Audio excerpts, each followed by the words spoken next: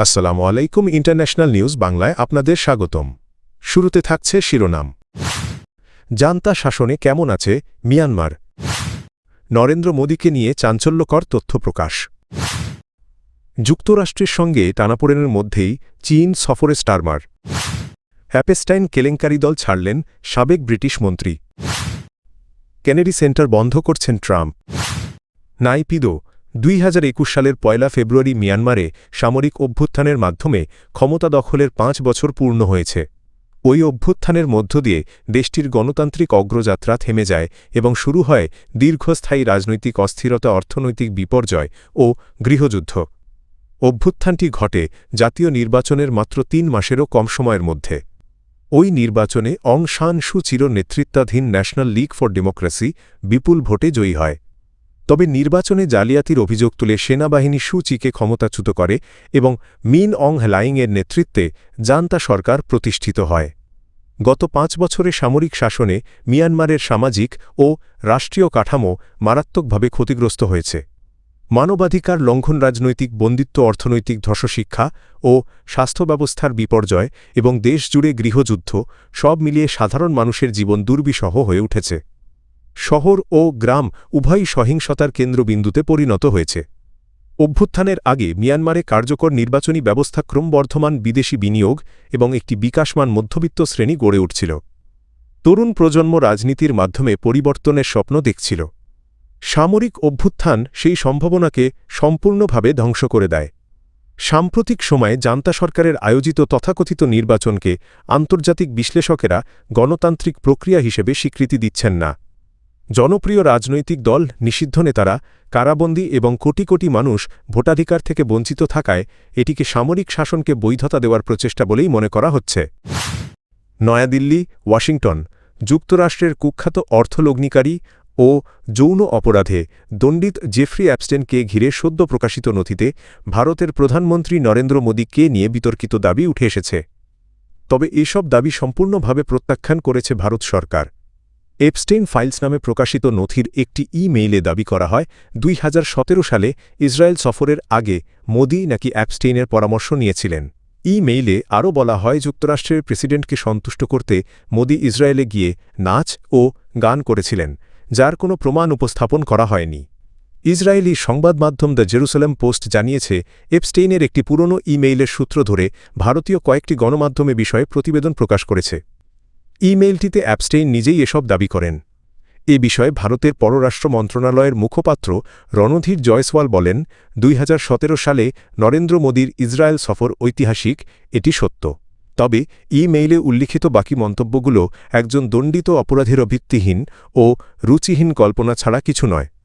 তিনি আরও বলেন, ধরনের দাবি সম্পূর্ণভাবে প্রত্যাখ্যান করা উচিত এবং এর কোনো বিশ্বাসযোগ্যতা নেই। Beijing, London.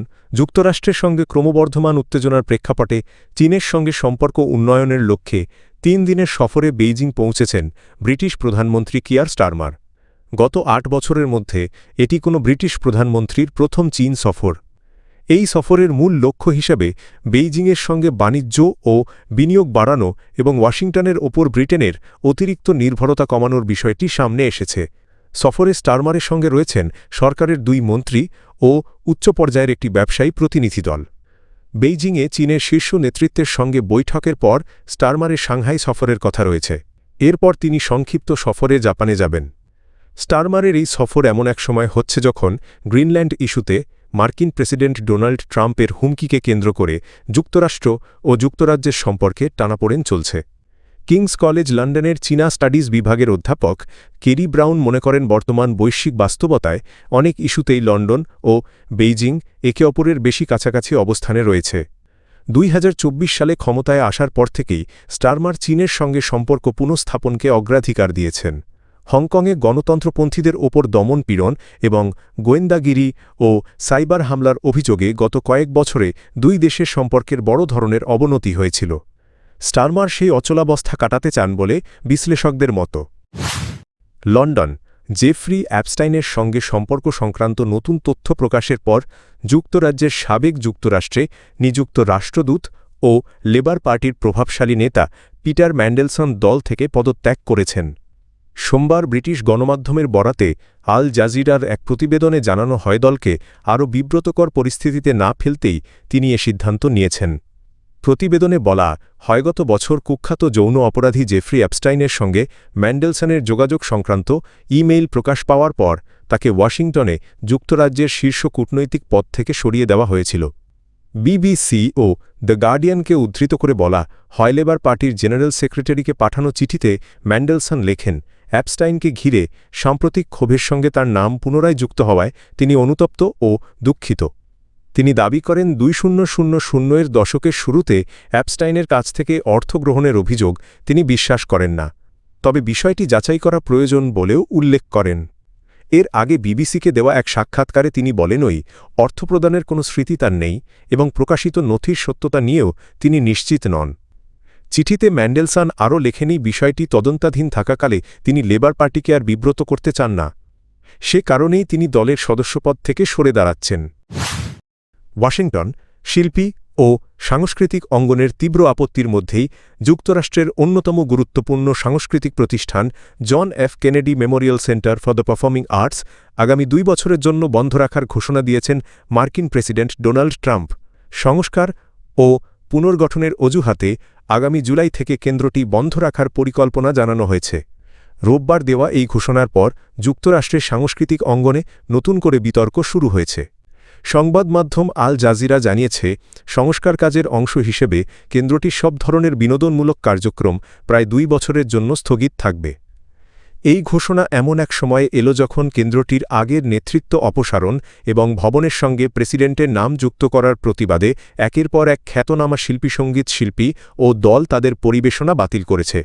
তবে ট্রাম্প তার ঘোষণায় এসব বিষয় উল্লেখ করেননি। নিজের সামাজিক যোগাযোগ মাধ্যম ট্রুথ সোশ্যালে দেওয়া এক পোস্টে ট্রাম্প বলেন, ট্রাম্প কেনেডি সেন্টারকে সাফল্য, সৌন্দর্য ও জাঁকজমকের সর্বোচ্চ পর্যায়ে নেওয়ার সবচেয়ে দ্রুত উপায় হল প্রায় 2 বছরের জন্য সব বিনোদনমূলক কার্যক্রম বন্ধ রাখা। তিনি দাবি করেন, এই সাময়িক বন্ধ দ্রুত এবং উন্নতমানের সংস্কার নিশ্চিত করবে।